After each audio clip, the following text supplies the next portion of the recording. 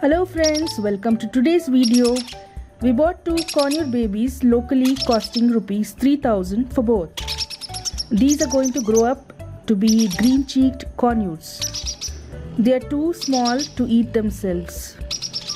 We bought NutriBird, which I will provide the link below in the description.